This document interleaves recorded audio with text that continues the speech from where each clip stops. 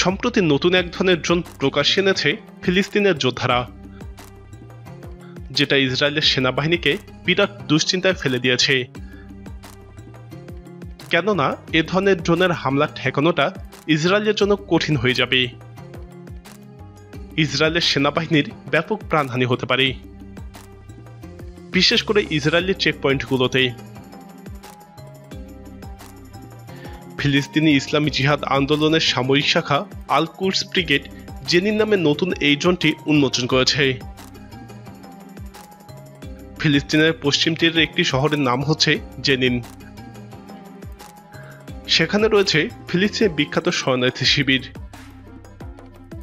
সেটার নাম রাখা হয়েছে এই জেনিন। ইসলামিক জিহাদ আন্দোলন দলটি প্যালেস্টাইন ইসলামিক জিহাদ বা পিজেআই নামেও পরিচিত। এটি সিরিয়ার রাজধানী দামেস্ক ভিত্তিক দল, তবে তাদের কাজের পরিধি গাজা উপত্যকায়। এই দলটিকে ইরান আর্থিক এবং প্রযুক্তিগত সাহায্য দেয় বলেই ধারণা করা হয়। গাজা উপত্যকায় হামাসের পর এটি সবথেকে শক্তিশালী ফিলিস্তিনি সংগঠন। হামাসের সাথে মিলে সংগঠনটি অ্যালায়েন্স অফ প্যালেস্টিনিয়ান ফোর্স গঠন করেছে। সংগঠনটির সামরিক শাখা আল কুদস ব্রিগেড। আল কুদস ব্রিগেডের মুখপাত্র আবু হামজা বলেছেন, এর আগে জেনিন ড্রোন ব্যবহার করে দখলদার ইসরায়েলি বাহিনীর একটি গাড়ি ধ্বংস করা হয়েছে। তবে এর আগে ড্রোনটি সম্পর্কে কোনো তথ্য জানায়নি আল কুদস ব্রিগেড। এই প্রথম ড্রোনটির ছবি এবং ভিডিও প্রকাশ করা হলো। প্রকাশিত ভিডিওতে হামলার ছবি প্রচার করা হয়। প্রশ্ন দাঁড়িয়েছে, কোথা থেকে আসে এসব অস্ত্রের প্রযুক্তি?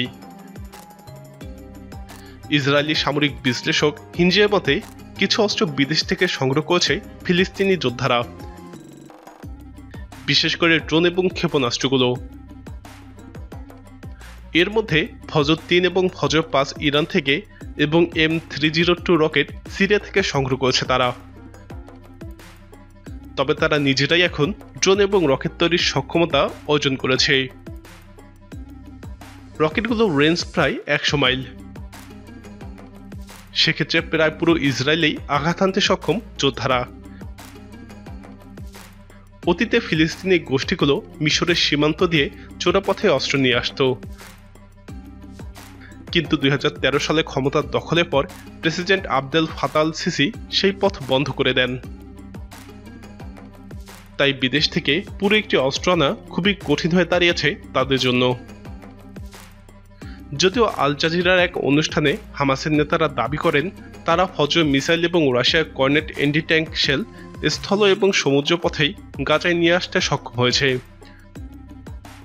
তবে এখন নিজেরাই অস্ত্রশস্ত্র বানাচ্ছে ফিলিস্তিনিরা। গাজায় তাদের নিজস্ব কারখানায় এসব অস্ত্র বানায়।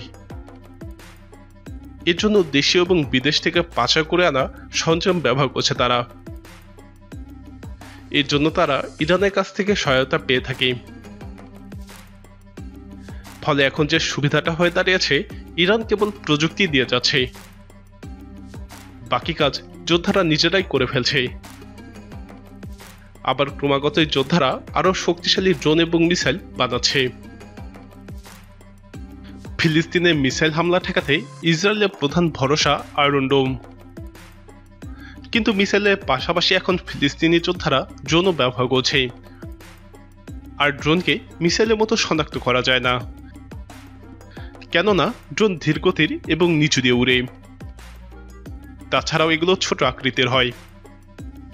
প্রিয় দর্শক, এসব অস্ত্র ইসরায়েলের উপরে কি পরিমাণ চাপ তৈরি করছে বলে আপনি মনে করেন? আপনার মতামত কমেন্টে জানান। ফিলিস্তিন ইসরায়েল ইস্যুতে আরো ভিডিও দেখতে আমাদের চ্যানেলটি ভিডিও ট্যাব থেকে ঘুরে আসুন। নিয়মিত এরকম ভিডিও পেতে আমাদের চ্যানেলটি সাবস্ক্রাইব করে আমাদের সাথেই থাকুন।